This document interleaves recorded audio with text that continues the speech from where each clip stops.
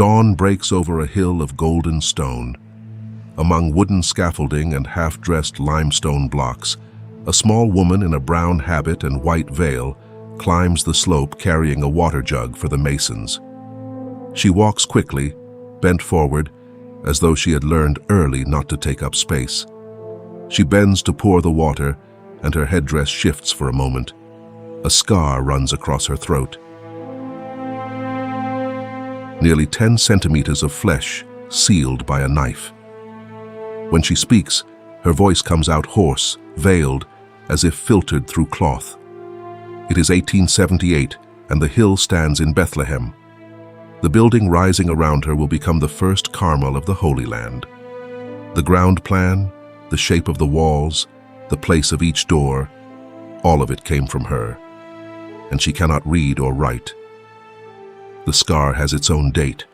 A knife opened it when she was 13, the night she refused to turn away from Jesus Christ. Orphaned at 3, raised as a servant in other people's homes, a stranger in Europe. Not a single line written by her own hand. Yet she founded 2 monasteries, one in India, another in Bethlehem. In 2015, the church declared her a saint, one of only 2 modern saints born in the Holy Land. Her village called her Mariam Baouardy. Carmel would come to call her Mary of Jesus Crucified. Long before that morning, another road brought to Bethlehem a man and a woman with empty hands. Along the dusty roads of Ottoman Galilee, in the middle of the 19th century, tax collectors and caravans passed. Stone and adobe villages among olive and fig trees, bell towers and minarets beneath the same sky. Arab Christians lived there, tolerated but on the lowest rung. Their faith was carried with care, with silences, and sometimes with fear. And within that minority was another, even smaller, the Greek Melkite Catholics, worshippers of the Byzantine Rite united to Rome, who sang the liturgy of their grandparents in Arabic before icons with golden backgrounds. In one of those villages, Ibillin, halfway between Nazareth and Haifa, there lived Mariam Baouardy and his wife, Mariam Shaheen. They were poor farmers and believers, and they carried a sorrow almost beyond words. They had borne 12 children, and all 12 had died as children. 12 cradles, 12 graves. The family always told the story of what that husband and wife did next. They made a pilgrimage to Bethlehem, to the place where Jesus was born, and there, on their knees, they asked the Lord for a daughter. Just one. And they promised to call her Mariam, the name of the Mother of God. The child was born on January 5, 1846, on the eve of Epiphany, when the Christian East prepared to celebrate the Magi who came to Bethlehem following a star. They kept their promise. They called her Mariam. A year later, her brother was born, Boulos, Paul, and for the first time in that house there were 2 living children beneath the same roof. Those were a few years of ordinary life, the stone threshold, the fig trees in the courtyard, the women going down to the spring with the water jug on their hip, the smell of bread and oil. A childhood like any other, in a house that at last echoed with children's voices. It did not last.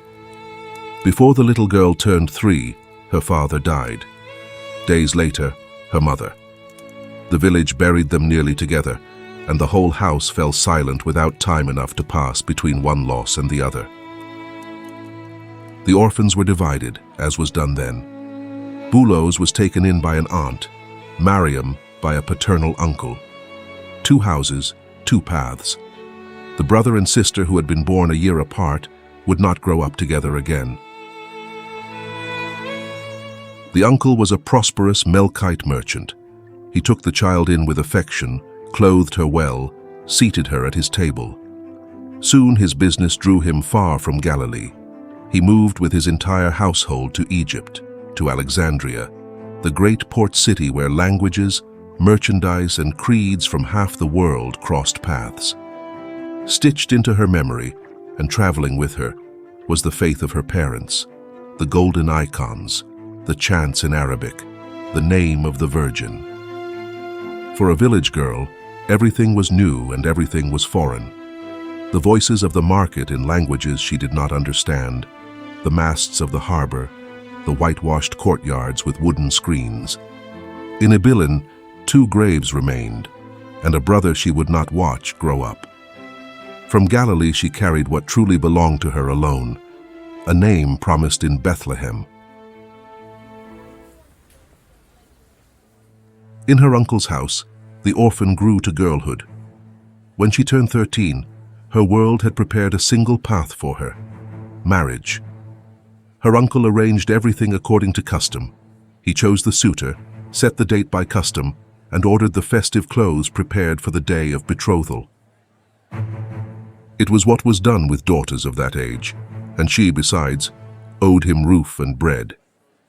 No one asked if she wanted it. It was taken for granted that she would obey. But that quiet girl carried within her a certainty that no one had taught her in words. She would not be any man's wife. She wanted to keep her whole life for Jesus Christ, though she still did not know how to say it except in prayer. She prayed that night as one who asks for strength for something that will cost dearly. And alone, she made the choice that in her world had no turning back. She took a razor and cut her hair, lock by lock, until it lay short and uneven. Among the families of her land, a bride without braids was an answer that needed no translation. There would be no wedding. Her uncle's fury fell on her without restraint. Shouts, blows, confinement. Nothing bent her. Then came the punishment devised to humiliate her. The niece who had sat at the family table went down to the kitchen. Reduced to a servant in her own house, she scrubbed the floors, carried the water, served the dishes to those who had been nearly her equals. She ate apart with the servants. She worked from sunrise to sunset and slept little. And in that lower place, without anyone suspecting it, the girl was learning the work she would never set down in all her life: to serve in silence and to pray while her hands labor. The months passed and loneliness weighed more than the work. In all the earth, she had only one blood relation left: Boulos, the brother from Galilee, whom she had not seen since childhood. She could not write, but she managed to send word to him. She trusted the letter to a young Muslim servant, hoping it would reach Galilee. The boy knew her situation and saw her sorrow, and he offered her a way out, to leave that house that mistreated her, to marry him, to embrace Islam. All the scorn could end with a single yes. She said no. She was Christian. She would not turn from Jesus Christ, no matter what it cost. He insisted. She refused again. The boy's fury erupted in an instant. A knife, a slash across the throat, a body left in a dark alley. It was a September night in 1858.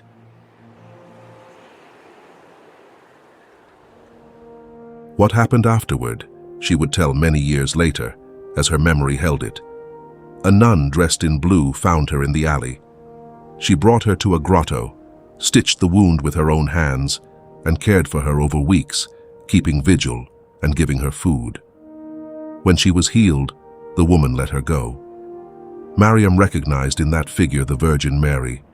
She searched afterward for that grotto, and she could never find it again.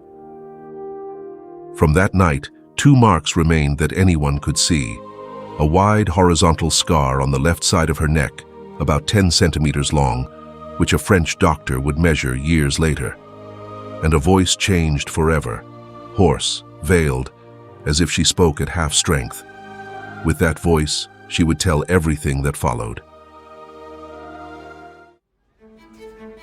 She was 13 and alone, orphaned twice, first of her parents, and now of the house that had taken her in.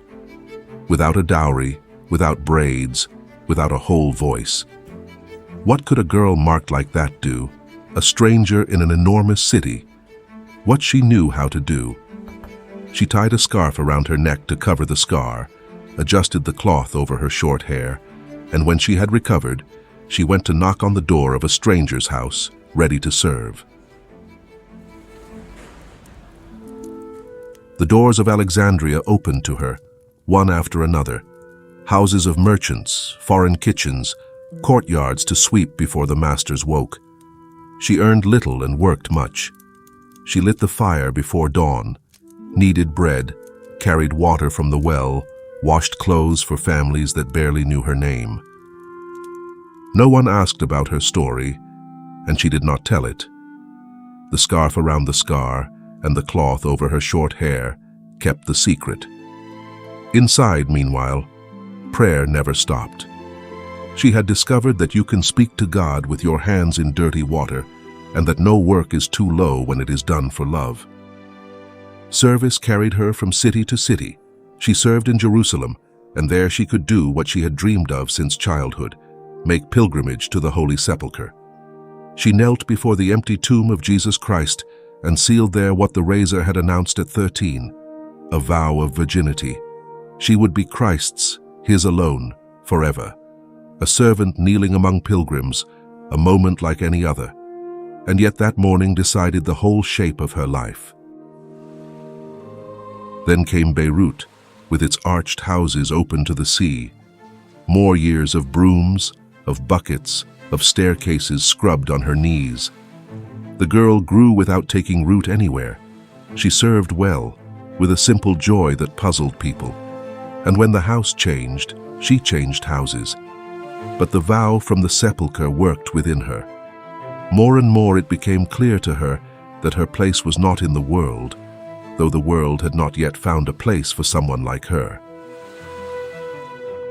In 1863, an Arab Christian family she served took her with them to France.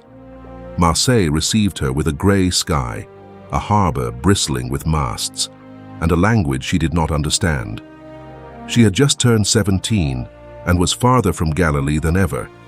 It was there, in that damp and foreign city, that she finally dared to name what she carried inside. She wanted to be a religious. She began to knock on the doors of convents, and the doors closed. One community after another listened to her and sent her away. What they saw was unpromising. A tiny foreigner, without a dowry, without letters, without family, with a broken voice and health worn out by years of labor. None of those houses saw in her what others would see later. She did not argue. She gave thanks, returned to work, and knocked on the next door. In May 1865, one congregation said yes. The Sisters of St. Joseph of the Apparition admitted her as a postulant. She wore the simple black dress with white collar, the plain coif without a veil, worn by those not yet professed, and for the first time in many years, she slept under a roof she could call her own. They gave her the work she knew, the kitchen, the cleaning, the errands. She was happy. Then came what no one expected.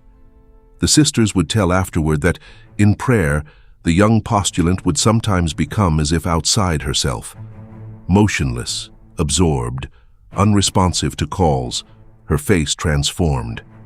The ecstasies kept recurring, and the community, which loved her, split down the middle. Some saw in it the hand of God. Others feared sickness, deception, scandal.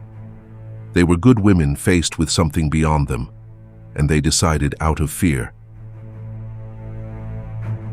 When the time came to admit her to profession, the answer was no. The same wound again, now deeper. The community, torn over what it saw in her, chose not to risk it. What was best in her awakened suspicion. But one woman did not doubt. The mistress of novices, Mother Veronica of the Passion, a converted Englishwoman, educated and firm in governance, had watched the postulant closely, and she was convinced that this came from God. If this house was not for her, another must be found.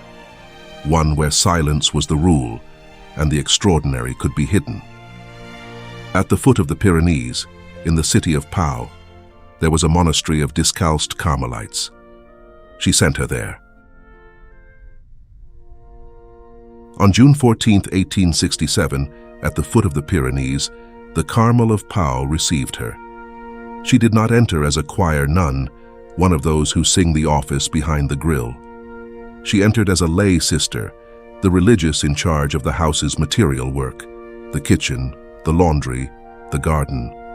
She wore a white veil instead of black, and held within the monastery the lowest place. To the world, a lesser rank. To her, the exact answer to what she had been asking for years. With the habit came also a new name, and the name spoke her whole life. Sister Mary of Jesus Crucified. The orphan of Galilee, the servant of so many kitchens, would carry from then on the Christ of the cross, written in her own name. The days found their course at last. Bell before dawn, prayer in silence, and then the hands, kneading, scrubbing, mending, carrying water and wood. No one asked her for Latin, no one asked her for letters. They asked her for exactly what she knew how to give. The community soon grew used to that small figure crossing the cloister quickly, as if unwilling to take up space, and serving with a joy that seemed to cost her nothing. If any life could finally hide itself entirely, it was this. But there was in her something that no rule could order. Already in the last months at Marseille it had shown itself, and so the religious at Pau remembered it. As Lent drew near, and on many Fridays of the year, the wounds of the Passion appeared on her body, on her hands, on her feet, on her side and on her forehead. They bled and they hurt. And she did with those wounds what she had done all her life with her own. She hid them. She wrapped her hands with strips of linen and returned to work. She swept the choir with bandaged fingers, scrubbed the floor tiles on her knees, served the table with her eyes lowered. She herself begged her superiors and God to take the visible signs from her, to let her keep the pain, but let no one see anything. It would be years before that prayer was answered. The chaplain of the monastery, Father Pierre Estrat, was a French priest sober in temperament, not one for enthusiasms. He was her confessor and her director, and he listened to her with prudence. He questioned her, tested her, held her back, and in the end he did something more. When the sister became absorbed in prayer and began to speak, supplications, poems, words that came forth formed and measured, he set them down in writing. Page after page, the voice of a woman who could not write was being held on paper. Among all those words, one prayer returned again and again, addressed to the one she most desired to make known. Holy Spirit, inspire me. Love of God, consume me. Along the true path, lead me. That insistence of hers on the Holy Spirit would not stay within the walls of Pau. In time, through her superiors, it would reach even bishops and the Pope himself. The monastery garden had tall linden trees, and in summer their shade covered the walks where the sisters prayed as day fell. Years later, on June 22, 1873, the bell called to supper, and one place sat empty in the refectory. They searched the kitchen, the laundry, the cell. Nothing. They went out to the garden in the last light. The memory of the Carmel held what they found. High in one of the lindens, among the thin branches of the crown, where no foot had purchase. There she was, the lay sister, motionless, lost to all else, as if held by her own prayer. The sisters told the scene as they saw it, with the simplicity of those who report something they do not understand. From her, meanwhile, nothing more was said than her insistence that it not be told. Why would someone ask to hide what others would call a miracle? She had her answer, and it fit in 3 words. She called herself a little nothing. She had not sought any of those gifts. She suffered them, she feared them, and she asked to have them taken away. What she wanted was not the signs of Jesus, it was Jesus. Marseille had taught her what it costs to be marked, and so she took refuge in obedience. As long as others decided for her, none of that could make her proud. In that hiding place, she would have wished to stay forever. But Mother Veronica, the woman who had understood her before anyone else, nursed a missionary dream, a Carmel on the other side of the sea, in India. And when the hour came to depart, she wanted to bring the little Arab sister with her. A train toward the south, a ship, a long time at sea. At the end of the journey waited an unfamiliar, humid heat, the monsoon. A morning in November, the coast of Malabar appeared at last, a green band above the sea, palms down to the water, red earth, an air so thick it pressed upon the brown habit. They had set sail on August 20th, 1870, and the crossing had been brutal. A long and difficult voyage had worn the body of everyone aboard. At the head of the group that disembarked stood Mother Veronica of the Passion, the English woman who had guided her to the Carmel. And among the religious who stepped onto the dock, small beneath her white veil, the former servant of Alexandria. Years before, she had crossed the Mediterranean to scrub floors in other people's houses. Now she crossed the Indian Ocean to raise a house of prayer. Everything was new and nothing frightened her entirely. She had spent half her life a stranger, Arab in France, servant in foreign houses, an Easterner among Westerners. She had learned to arrive in an unknown place with her hands ready to work. India asked of her what Alexandria, Beirut, and Marseille had asked, and she answered the same way, by serving. Only this time she did not come to serve masters, but to build with her sisters a house for God. Mangalore received her with its thick light and red laterite dust, which worked into the hemp sandals and stained the edge of the habits. On November 19, 1870, the Carmel of Mangalore was established. And alongside the name of Mother Veronica, the foundation carried hers too, co-foundress. The word seemed too large for a lay sister who could not read the deed where it was written. She never claimed it. While the new community took root, she did what she had always done: lit the kitchen fire, carried the water, scrubbed the floors of the newborn house. Now she did it under a heat that never let up. When the monsoon came, rain fell for days on the curved tile roofs, and the garden turned to mud.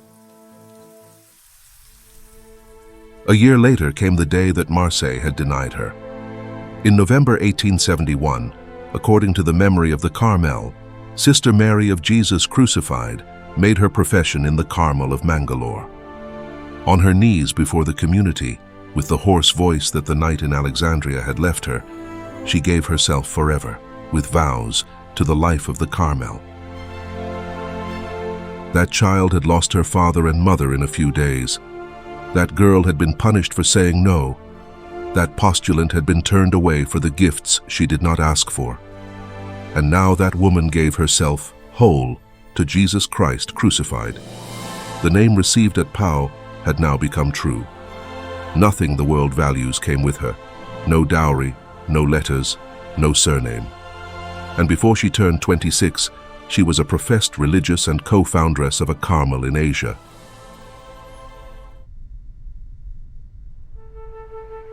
But the gifts had not stayed in France. The sisters would remember afterward that the ecstasies continued, and that the phenomena carried in Pau with discretion became, in a newly founded community, a weight hard to bear.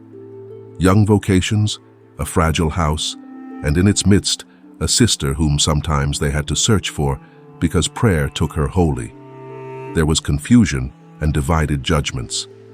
She did not defend herself. She never did. In 1872, it was decided that she returned to France. Behind her stayed Mother Veronica and the house they had built together. With no rupture and no scandal, a prudent withdrawal decided by others. And she, for whom obedience was rest, obeyed this too. the sea again, this time in the opposite direction. What does a foundress do when she returns to the house where she always held the lowest place? She takes up the broom. At Pau, the kitchen, the laundry, and the garden awaited her, and she went back to all of it, as if India had been a parenthesis in another life. The title of co-foundress stayed in the papers. In the cloister, she remained the sister with the white veil who served the table and lowered her eyes. Whoever saw her scrub the refectory tiles on her knees would not have guessed that those same hands had helped open a cloister on the far side of the map. But within that stillness, something had shifted direction. Mission was possible. An illiterate lay sister could carry the Carmel to where the Carmel was not. And if she could reach India, she could reach another land, her own. Deep in her prayer, ever more clear, waited a golden stone in the evening light, Bethlehem. In September 1875, after more than 10 years away, she set foot in the Holy Land again. She had left the Levant as a servant girl in her teens, the scar already closed beneath the kerchief. She returned at 29, a professed Carmelite, sent to raise the first Carmel of the order in the land where Christ was born. She did not come alone. With her came, among others, Berthe d'Artigot, a French lady from Béarn, who had placed her own fortune at the service of the foundation. The place chosen was Bethlehem, a hill they called the Hill of David, with terraces of olives and cypress, and the Judean desert beyond. There, where her parents had knelt to ask for a daughter, a house of prayer was to be born. And then something appeared that no one had foreseen. The sister with the white veil, the one in Pau who served the table with lowered eyes, walked the ground step by step and said where each thing should stand.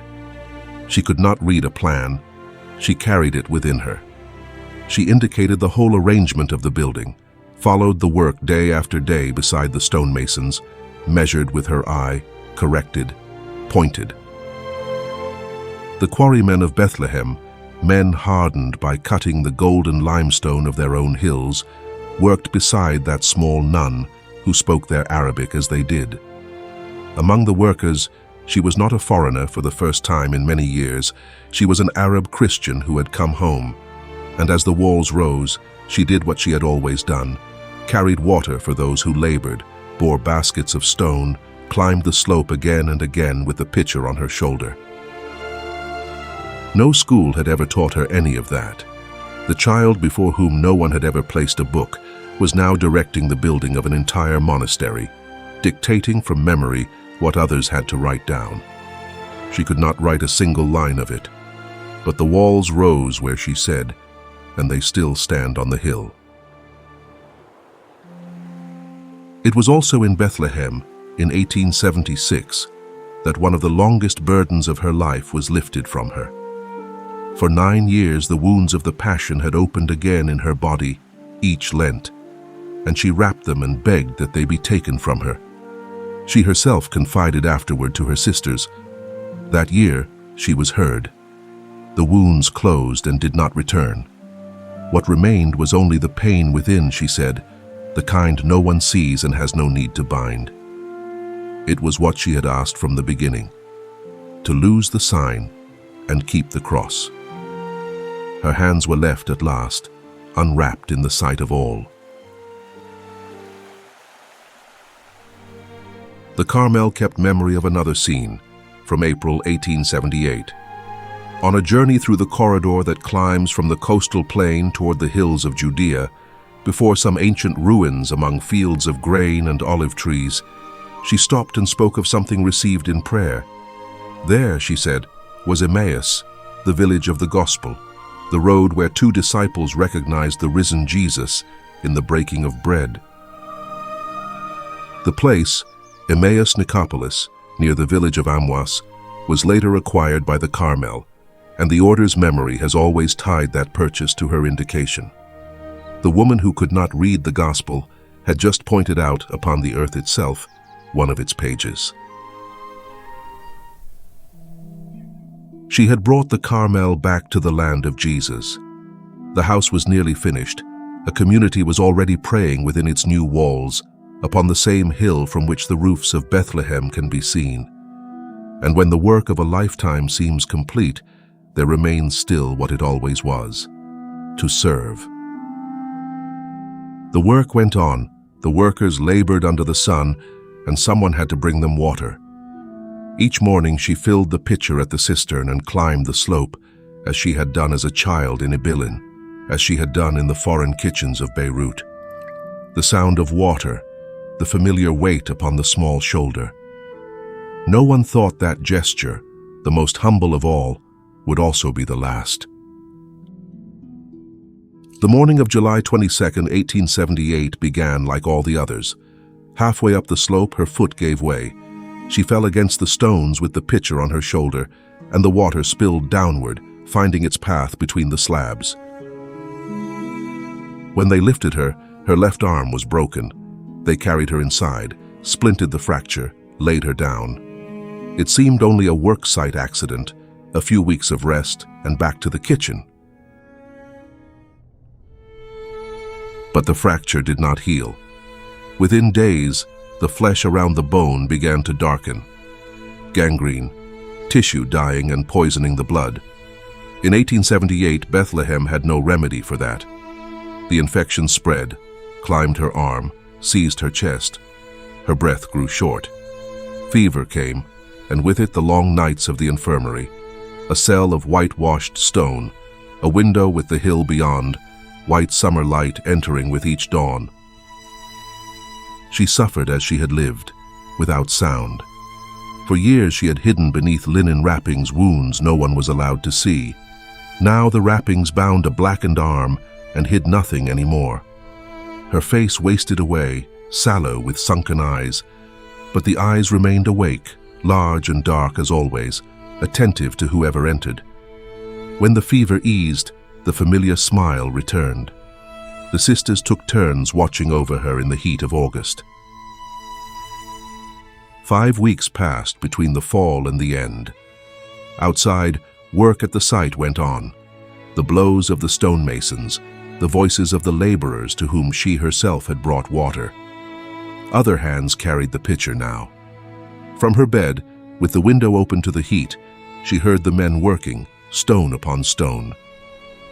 11 years before, in Pau, she had received a name in religion, Mary of Jesus Crucified. That summer, that name was finally fulfilled. Since the night in Alexandria, she had understood her suffering this way. Not a misfortune to explain, but a small share in the cross of Jesus Christ, born without witness. Her throat had been bearing witness for nearly 20 years with its broken voice. Now the whole body joined in. The last gift was not an ecstasy or a vision.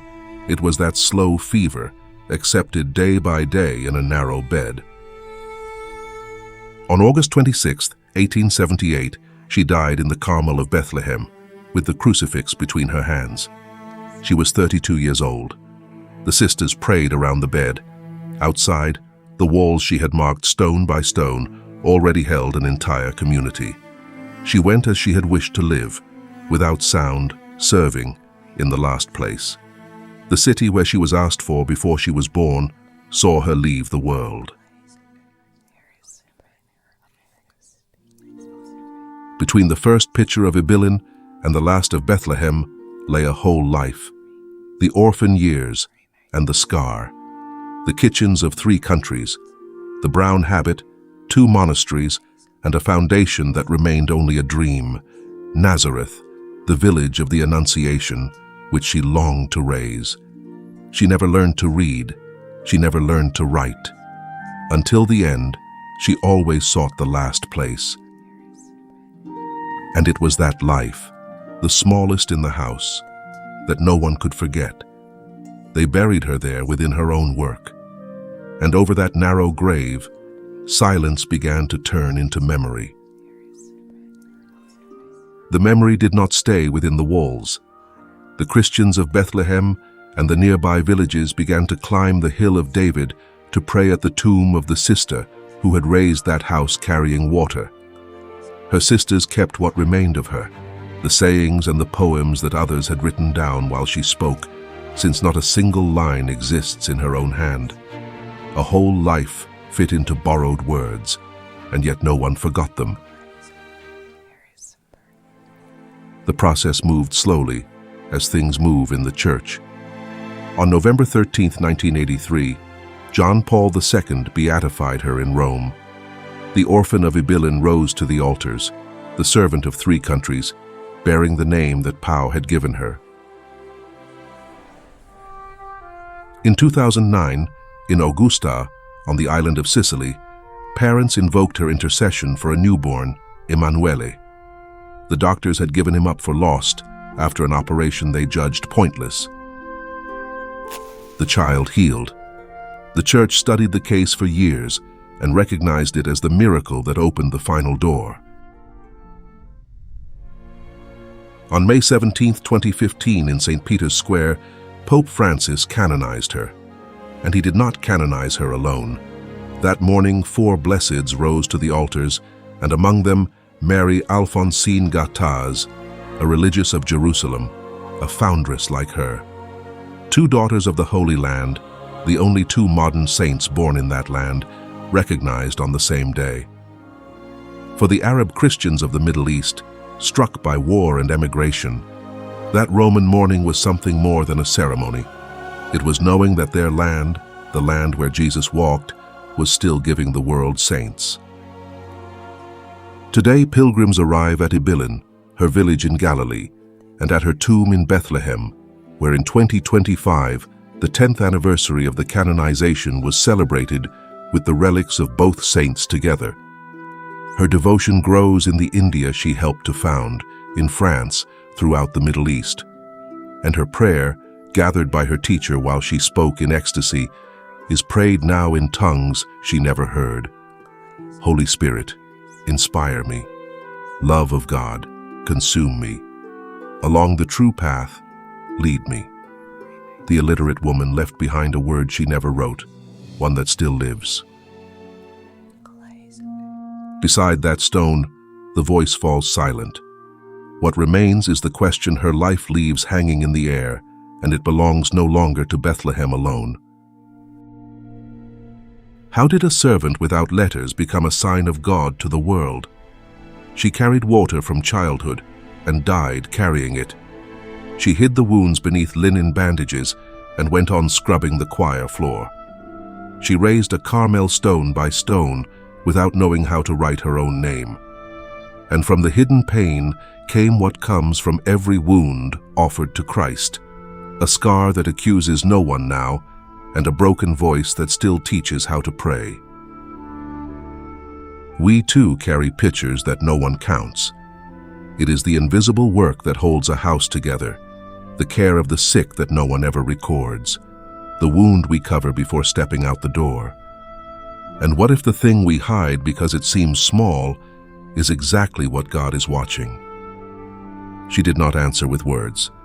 She chose the last place, and her sisters recalled that, when even the signs marked her, she asked to lose them and keep only the pain. In her home, they said she was promised in Bethlehem before she was born, at the very place where Jesus was born. And in Bethlehem she died, inside the house her hands had helped to raise. Between those 2 moments lay a life of 32 years that almost no one saw and that heaven never lost sight of for a single day. That woman of the little nothing is today, from her tomb, comfort and sign of identity for the Christians of that land. Her house still stands on the hill of David. Saint Mary of Jesus crucified, daughter of Galilee, foundress and witness of the Holy Spirit, comfort of the small, pray for us.